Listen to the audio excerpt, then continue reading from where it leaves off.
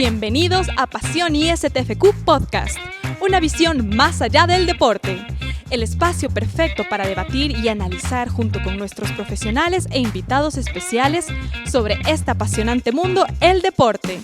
Escucha este nuevo capítulo de Pasión ISTFQ Podcast. Convierte tu pasión en tu profesión. Existen partidos que permanecen en el recuerdo por diferentes motivos. Jugadas inolvidables, cambios en el marcador o goles imposibles. Pero hay encuentros también imborrables por sus polémicas, desde goles con la mano hasta penales mal sancionados. Pasando por el protagonismo de quienes tienen la autoridad de determinar en un juego. Y muchas veces pasarán a posteridad como los malos de la película. Hoy hablaremos de los árbitros. Hola a todos los apasionados del fútbol que nos escuchan en un nuevo episodio de nuestro podcast Pasión ISTFQ, una iniciativa del Instituto Superior Tecnológico de Fútbol de Quito de la Federación Ecuatoriana de Fútbol. Mi nombre es Carlos Espinosa. Y yo soy Ana Belén Bravomalo. Y hoy presentamos el segmento El fútbol y sus protagonistas, un espacio donde compartiremos experiencias, anécdotas y la historia que ha marcado los diversos momentos del rey de los deportes, que mueve masas a nivel mundial. Gracias por acompañarnos. Hoy en día, sabemos que las reglas en el fútbol llevan una base, 11 jugadores de lado y lado. Sabemos que las sanciones llevan el color amarillo y el color rojo de las tarjetas del juez central, y que un partido de fútbol tiene un tiempo de duración de 90 minutos más alargues. Incluso, ante dudas en un partido, el árbitro actual puede consultar un Video Assistant Referee, más conocido como VAR, para aclarar una jugada controversial. En pocas palabras, nos es imposible pensar el fútbol sin una figura de juez, excepto en pequeños partidos de colegio, durante un recreo o un domingo jugando en el parque con los amigos. Pero, regresando al tema, ¿dónde comenzaron estas reglas que hoy son parte infaltable de este deporte? En especial, la figura de juez. ¿Cómo empezó y cómo evoluciona con el rey de los deportes? Aquí te lo contamos.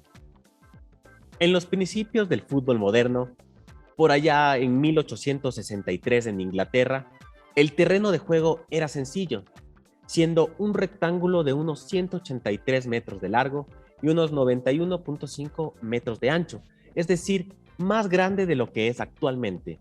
Antes, no se pintaban las líneas ni de banda ni de portería. La portería solo estaba formada por dos palos separados entre sí por 7.32 metros.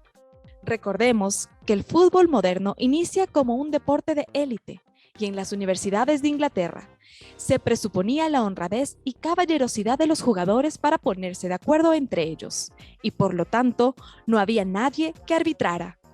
Pero más tarde, como era de esperarse, se veía que algunas veces había dudas en la interpretación de las reglas, y por ello aparecieron los umpires. Los umpires eran una especie de delegados, uno por cada equipo, que eran colocados detrás de cada portería y que decidían juntos qué hacer en caso de dudas. Entonces, cada umpire se colocaba detrás de la portería contraria al equipo al que representaba, y su principal función era constatar si se había producido un gol, pues era frecuente que en las líneas de gol se agolparan muchos jugadores pateando simultáneamente el balón, unos para meterlo y otros para sacarlo, y seguro sería difícil saber con exactitud si había entrado o no. Al mismo tiempo, este personaje se encargaba de contabilizar los goles, es decir, como un marcador, quizás una figura parecida a lo que actualmente llamamos jueces de gol. Sin embargo, realmente esta persona era un mediador, es decir, las decisiones en un principio o las aplicaciones de las reglas acordadas se seguían tomando entre los jugadores, y solo en caso de no llegar a un acuerdo, algo excepcional, los umpires eran citados en la mitad del campo de juego para resolver el conflicto o llegar a un consenso. La primera referencia al referee o árbitro data de 1871 en la FA Cup, que es el torneo más antiguo del fútbol en Inglaterra. En ese entonces hace referencia al árbitro como figura consultiva que debía estar fuera del terreno de juego y que junto a dos umpires debería mediar entre los desacuerdos de un equipo y de otro durante partidos solamente de semifinal y final, de la siguiente manera. En primer lugar, los jugadores implicados en la acción debían llegar a un acuerdo. Si no llegaban, los capitanes debían tomar la batuta. Si estos permanecían en la misma condición, llamaban a los umpires. Y finalmente, en el caso de no llegar a ningún acuerdo, el referee tomaría la decisión final sin lugar a reclamos.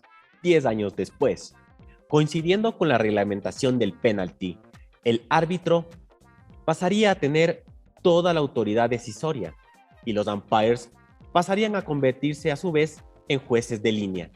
Pero ojo, que la solicitud de penal en un principio no era solicitada por el referee, sino por un jugador implicado en la acción controversial. Y aunque dicha solicitud no era bien vista en aquella época, pues era una falta de caballerosidad y respeto hacia el rival, había una opinión cada vez más generalizada de que era complicado llegar a acuerdos entre dos bandos, por lo que deciden dar potestad a un externo, que sería el árbitro, para que guarde un informe del juego y controlara el tiempo del mismo. Así, en caso de conducta violenta, tendrá el poder para expulsarlos. También puede conceder tiros libres, sin necesidad de petición o la pena máxima.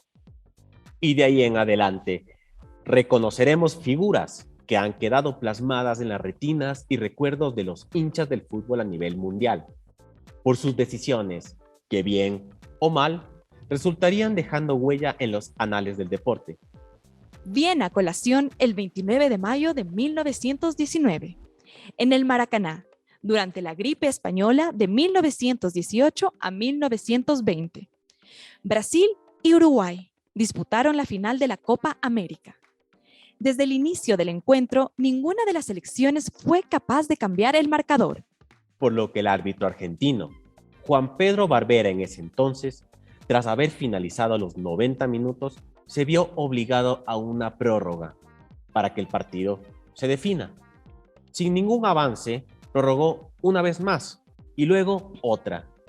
Finalmente terminaron jugando 150 minutos, hasta que llegaría el gol verde-amarela para dar por terminado el encuentro 1-0. Y así sería recordado este partido como la final más larga de la historia.